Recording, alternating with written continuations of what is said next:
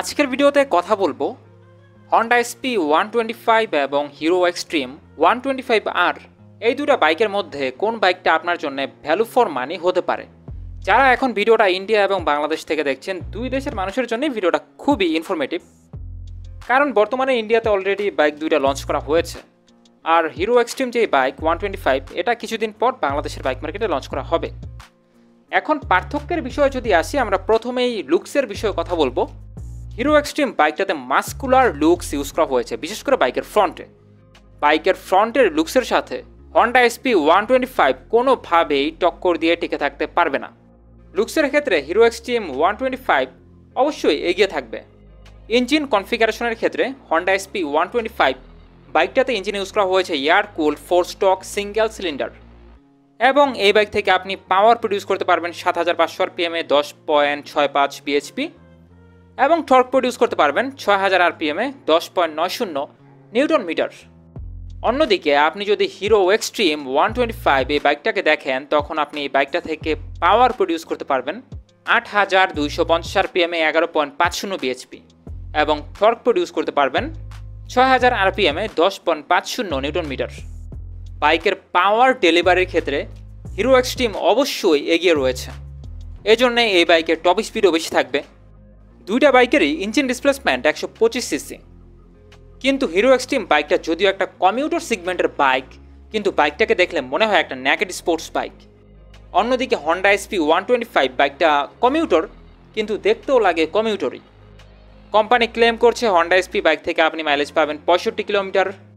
অন্যদিকে hero extreme বাইকটাতে mileage একটু কম পাওয়া যাবে, বাইকের মাইলেজ আপনি পাবেন 50 কিলোমিটার থেকে কিছুটা বেশি। এসপি 125 বাইকের সাসপেনশন আমরা দেখতে পেয়েছি ফ্রন্টে টেলিস্কোপিক, এবং পেছনে থাকছে স্প্রিং লোডেড হাইড্রোলিক। অন্যদিকে হিরো এক্সট্রিম বাইকটাতে একটু প্রিমিয়াম লেভেলের সাসপেনশন ইউজ করা হয়েছে, কারণ বাইকের ফ্রন্টে সাসপেনশন আমরা দেখতে পাচ্ছি 37 মিলিমিটার টেলিস্কোপিক ফর্ক, যেটা আমরা 150 সিসি কমিউটার বাইকগুলোতে দেখতে পাই, এবং পেছনে থাকছে মনোশক। ব্রেকিং সিস্টেমেও আমরা বিশাল একটা পার্থক্য দেখতে পাচ্ছি।